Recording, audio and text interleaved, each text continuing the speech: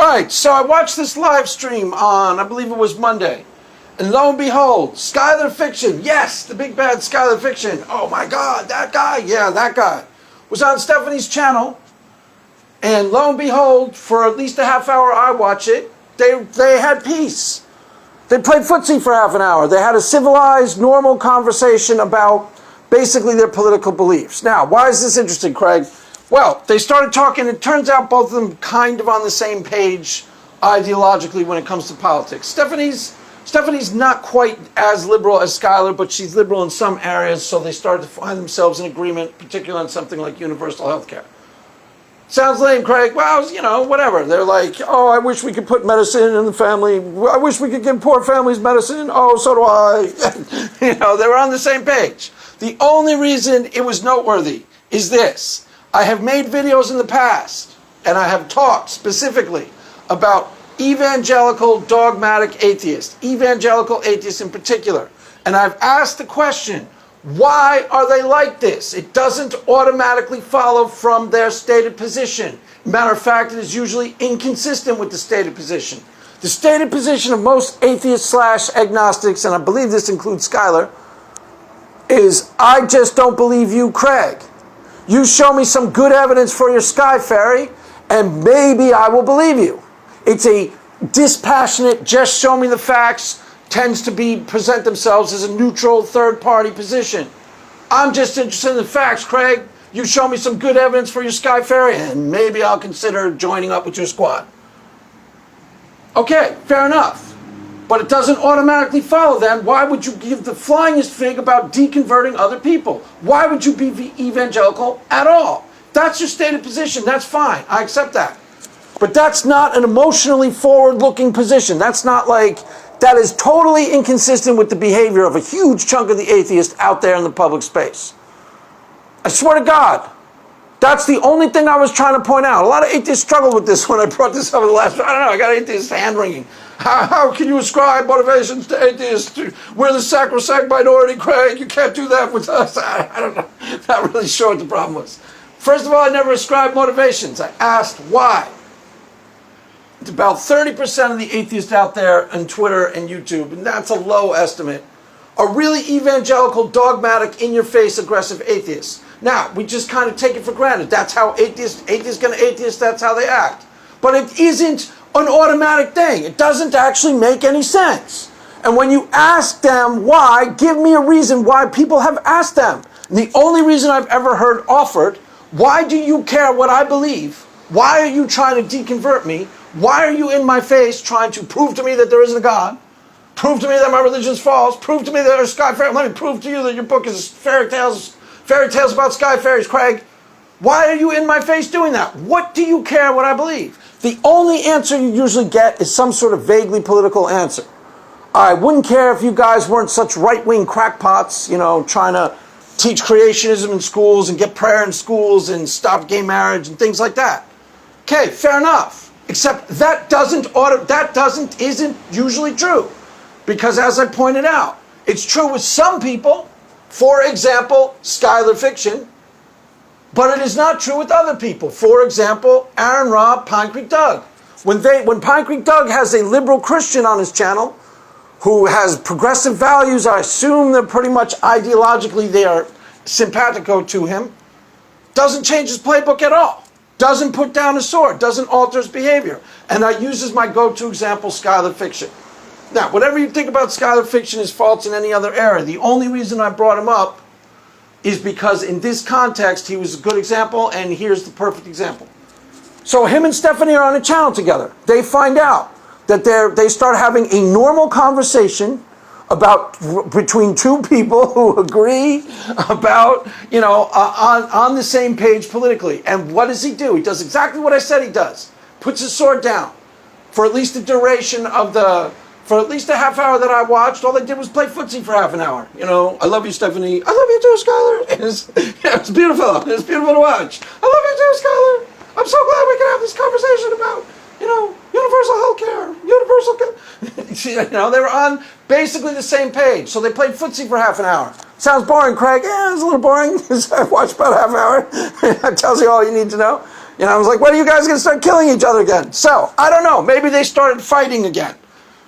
But for the duration of the part I watched, I was like, come on, guys. Don't you know people are watching? Start fighting. What are you doing? This has been public, guys. Go play footsie in private. You know, you want to have a love fest, talk about how much you agree politically? Fine, do it on a telephone where nobody can see you. We're watching this thing, guys. I was like, you know, I was cheering on the Death Squad because, you know, I wanted to be entertained. But the only point I'm trying to make is Skylar's position is consistent with his behavior. That's what in this particular area.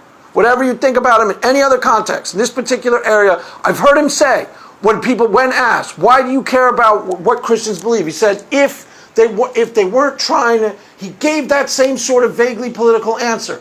If they weren't right-wing crackpots, I wouldn't care. So, okay, you'd expect when he's dealing with the Christian who agrees with him politically, he would put his sword down and they'd start having a normal conversation like normal people. And that's exactly what happened.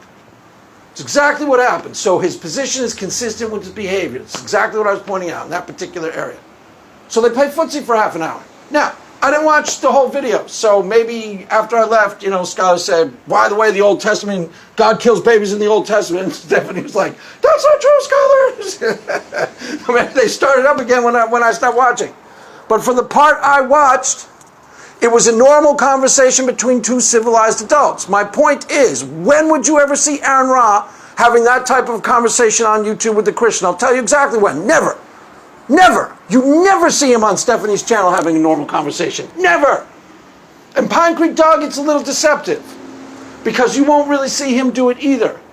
Pine Creek Doug will have a civilized prelude to his playbook on his channel. If he gets like a Laura Robinson or her husband on his YouTube channel, he gets a Christian on his YouTube channel. That's the only time I've ever seen him interacting with people. He will normally do some sort of highbrow, you know, witty, civilized conversation, which is a prelude to, okay, now's the time for me to debunk, dismiss, discredit you, and run my place. So it's deceptive. You don't see him ever do it either. There's never any point where he looks at the Christian and thinks of them as anything other than a deconversion project. This is my deconversion project. For the duration of the time they're on my channel, I must deconvert them at all costs. That's the only thing going on. It's the only thing on the table. That's the only thing in his agenda. And with Aaron Ra, very similar thing. He might have 20 minutes of a normal conversation with Stephanie, but then he'll start foaming at the mouth. She'll say something. He'll start foaming about the mouth about religion again. Oh, I forgot. You're a Christian. Christianity is so stupid. You're Skyfarer. You have no evidence for your Skyfarer, Stephanie. How could you? He'll start foaming at the mouth. Now, the question I was asking is why? It isn't consistent with the position. The only thing I pointed out is inconsistent with the position. That is not me ascribing motivations to anybody. If you're going to have a meltdown over that, you know, don't. Why? Because it's imbecilic. Not saying anything all that outlandish. Everybody knows that there is such a thing as an aggressive, in-your-face, militant, dogmatic, evangelical atheist. Everybody knows this, including the atheists that I talk to. Almost every atheist I've ever talked to who is normal and I have civilized conversations with admit that there's a part of their squad that are lit up for battle all the time. The question is why? We see it so often and we just kind of say, oh, that's how atheists are, but it doesn't really make any sense. Now, with Christianity, okay, there's first of all, one of the most annoying things that most people find about Christians, if you ask your everyday American, what do you find most objectionable about Christians? Most of them, a big chunk of them, let's say 20% or 30%, you get 3 or 4 different answers, but a big portion of them would say they're always trying to convert you. They're always trying to witness to you. They're always trying to preach the gospel. And a lot of Christians do that. I don't. I did it a little when I first became a Christian. Stephanie does it a little. Stephanie does it, well, a little bit more than a little. Stephanie does it kind of a little bit of a lot. But I used to be more like her when I first became a Christian. She's been a Christian a lot less time than I have. I think she's been a Christian for 10 years. 20 years, yeah. We've been doing this forever. 20 years? Yeah, 20 years. No, the first 5 years I was a Christian, I was a lot more evangelical. Now, there's a really good reason for it, why a Christian is evangelical. One, the book tells you to do it. Plain up, straight as day. Go out into all the world and preach the gospel. Make disciples of all the nations. So the book is telling you to do it. Now, that produces a culture in Christianity, which is probably the more important reason why I became somewhat evangelical when I first became a Christian, is they tell you to do it. It's part of the culture of the churches. A lot. They tell you to do it a lot. I was in one church where they would constantly bring it up. He even printed up t-shirts. I swear to God, this is true. He printed up t-shirts that said, "Everyone win one." And I was like, oh my God. When you wear a t-shirt, everyone bring one to the Lord. I was like, wow. Wow. Yeah, not a good idea. Just not a good look. No, I did not buy the t-shirt, and no, I would never buy the t-shirt. When I was first a Christian, a lot of Christians are like this. Pass the salt. Salt? Jesus is the salt of the earth. Did I mention that? Yeah, he brought it up 100 times at dinner. Can we talk about something else, please? Yeah, as a matter of fact, he brought it up 1,000 times tonight. Now, a lot of Christians are like that, but it makes more sense in the context of Christianity. And it isn't just because some Christians think your eternal destiny is on the line. It's because it is part of the culture of the churches in the United States of America. And a big part of the reason it's part of the culture of the churches is because it's written in the book. So they tell you, they emphasize it a lot. That makes sense. A equals A. This follows from that. If it's written in the book more than one time, it becomes part of the culture of the churches. It's part of the culture of the churches. Then you're going to expect a lot of Christians you interact with are going to be at least slightly evangelical. So it follows. Why on earth is an atheist like that? Why? Why on earth does an atheist give the flyingest fig what I believe? Why do they try to deconvert me at all? Why? Ask Pine Creek Doug. You don't want me to just ascribe motivations to him? Fair enough. Somebody ask him and get the real reason. Because in his particular case, it's got nothing to do with politics. Like I said, some of this isn't politics, some of this isn't politics. I normally say it the other way. Okay, well, whatever. Roll with it. Some of this isn't politics, some of this isn't politics, some of this isn't politics. Why does he care? No idea. Never heard a really convincing answer out of his mouth. You can ask him if you want, if you don't want me to ascribe motivations to him. But I have no idea. I've never seen him interact with a Christian where he puts his sword down and doesn't see them as a deconversion project. Never. Not once. So he will do some version of what Skylar and Stephanie had. He'll do some civilized, witty banter, and he could be when he wants to be. I'm sure he goes to, highbrow parties and he's somewhat of a gadfly. Oh, Pine Creek, you are such a wit. He's such a. I'm sure that when he wants to be, he's relatively civilized and can be actually kind of charming and fun company. But with Christian, it's only a prelude. Okay, now that that's over, let me run my plays on you. Let me ask you ridiculous questions. Let me ask you ridiculous, incoherent questions. If God were evil, would you still worship him as God? I swear to God, the questions are so inane, you can't even fathom it. What was the one I used as the example? If white were black and black were white, what color would you paint your house? Oh, well, look at how he dodges. Look at how he dodges.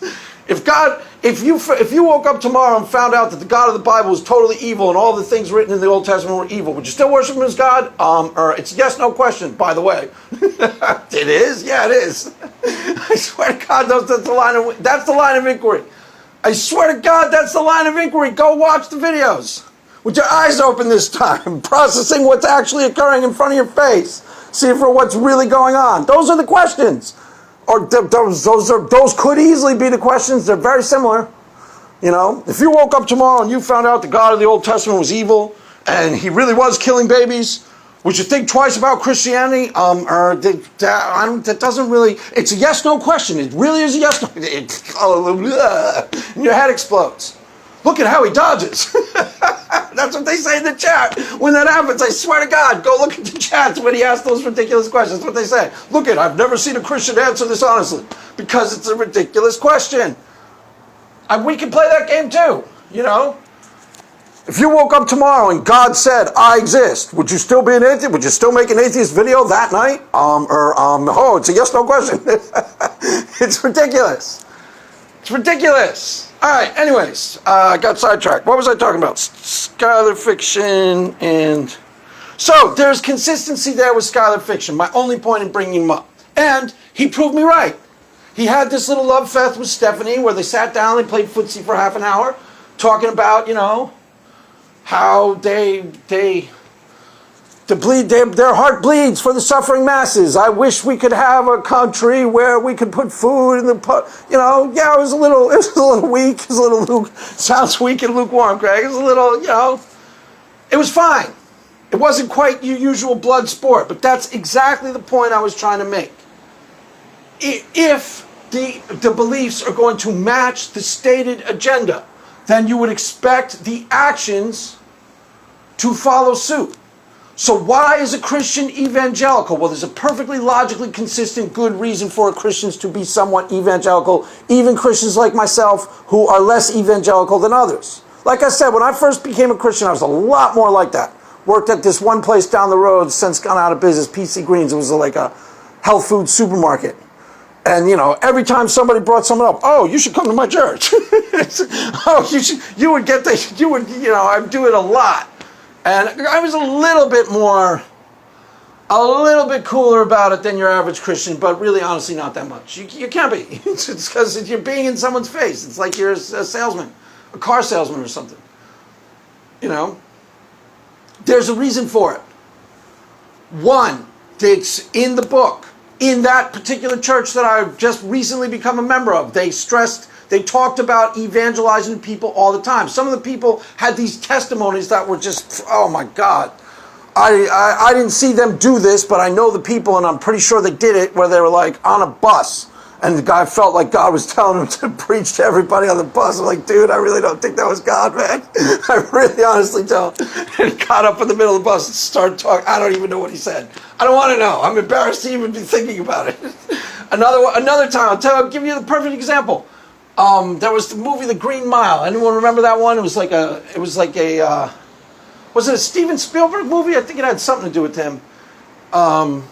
It was vaguely related to, they were pimping it out as another Shawshank Redemption. It's decent. It's about a prison, some guy with healing gifts in a prison. It's vaguely spiritual. So people encourage us to go see it as Christians because it's you could make an argument. I don't remember it that well, but I remember at the time thinking it's vaguely spiritual. So I find out that one of the people from my church, who was like the youth group leader, goes with like 10 people. I wasn't there, thank God. I wasn't there, thank God. But after the movie ends, he stands up in front of the whole theater and starts going like, he's from South Africa, and starts going like, you might think that this is, Jesus has your eternal destiny in mind. You might think this is just a movie. I can't even imagine what he said, but I'm embarrassed just thinking about it. So that's part of the culture of Christianity, a part that's not all that usually a good look, not only for a lot of different reasons. First of all, it's usually anti-evangelical. You see somebody making a public spectacle of themselves in a situation like that, it doesn't make you go, wow, I want to join that club. It makes you go, wow, what's up with those guys?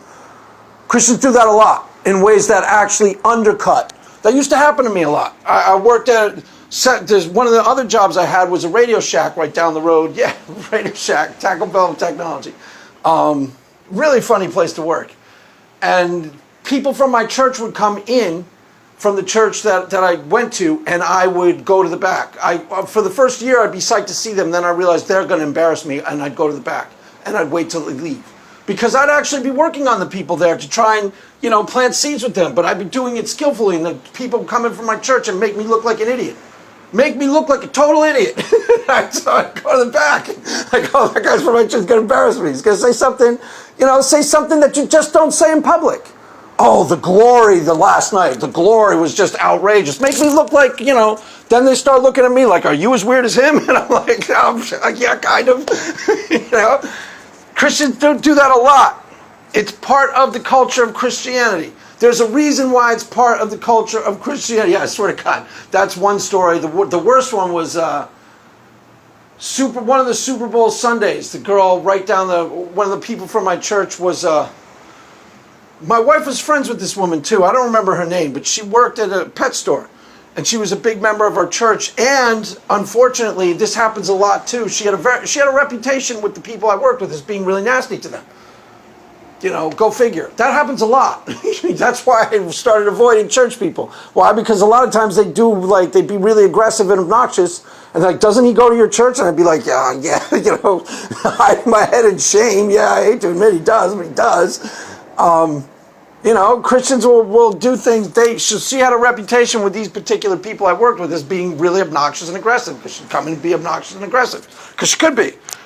But one day she comes in and starts talking about, you know, loudly, like a lot of Christians do, like really loudly, really publicly about who the believers are on, I forget which Super Bowl it was. May have been the Patriots. Good chance it was the Patriots, because they were in a lot of Super Bowls, but I don't remember which Super Bowl it was. But she starts talking loudly about, you know, this guy's a Christian and that guy's a Christian, and really loudly, really publicly. She walks out the door, and then the guy looks at me, the salesman, who I've been working on, goes, she's really religious. She's really religious, isn't she? She's really, you shouldn't be that religious. And I was like, what do you say? You know, what do you say at that point? So, Christians, if you're going to be evangelical, it's cool. Tone it down. Why? First of all, it's more effective. A lot more effective. A lot more effective. Can I stress that enough? A lot more effective. People learn a lot more from what you actually are than what you say. By the way. When you start loudly announcing that you are this, and that, the people who really know what time it is immediately start looking for inconsistencies or hypocrisy. Why? Because most normal people who are really committed to something don't do that. That's not what commitment actually looks like. That's not what commitment actually sounds like.